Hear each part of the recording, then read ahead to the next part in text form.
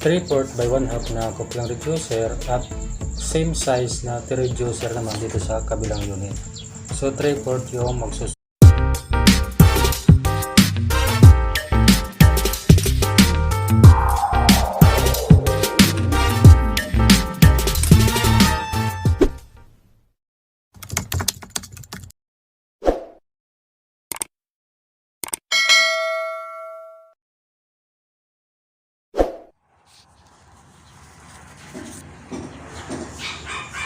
At dahil tapos na natin yung sanitary piping mga kaidiyas, ay yung magiging supply naman o water line ang magiging tampok natin sa video nito.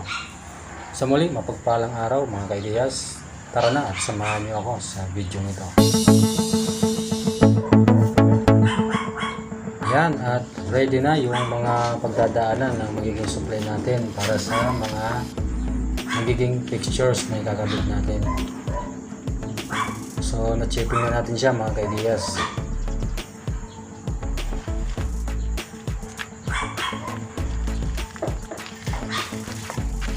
At maging dito sa labas, yung para sa magiging main supply.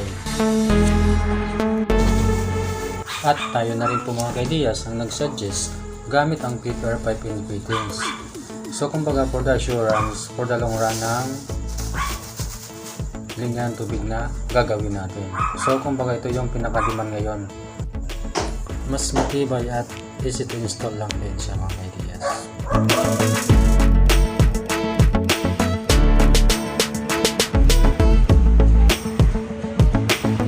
At ito yung naging strategy o idea natin. Pinabrigit na natin siya dito sa labas o binuo sa labas kaysa doon sa loob.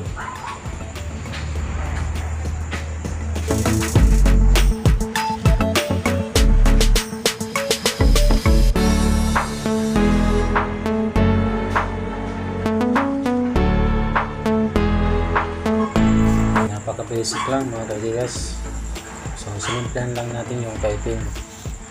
Kumbaga hindi na natin iginapang pa sa wall at mas pinili natin kung alin yung mas madali.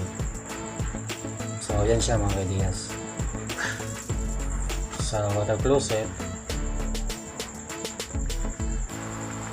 at ito naman yung sa lavatory.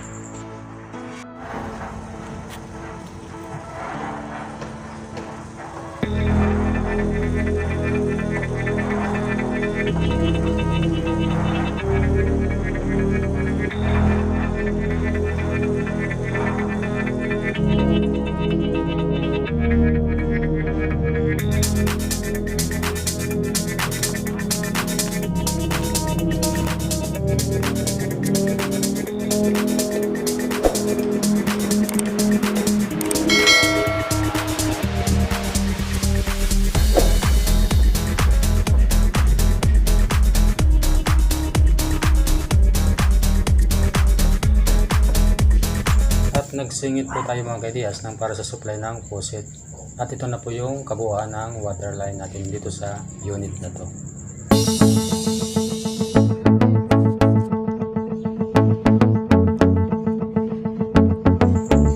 At ito naman yung sa kabilang CRO unit, yung sa katabi.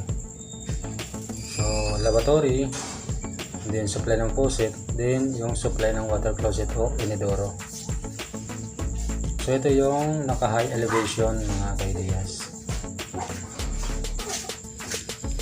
So yun na rin yung kabuuan ng supply natin para sa unit na to.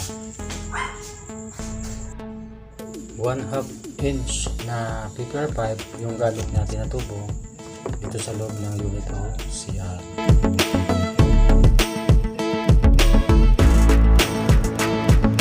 Ginagawa mo?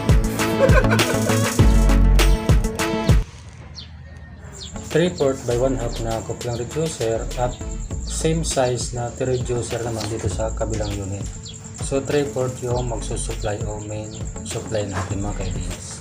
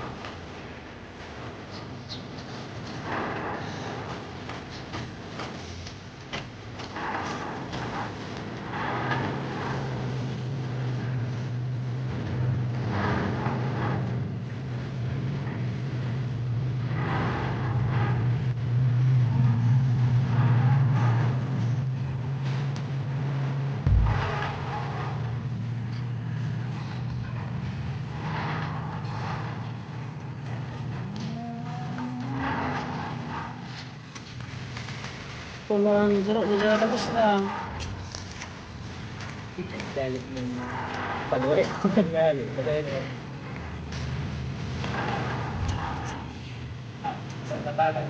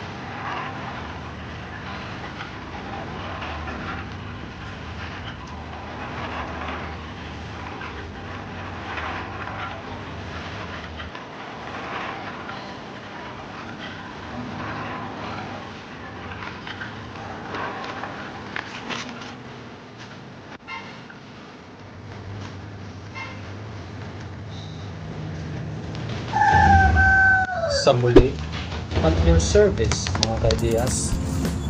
Please like, share, and subscribe. Maraming salamat.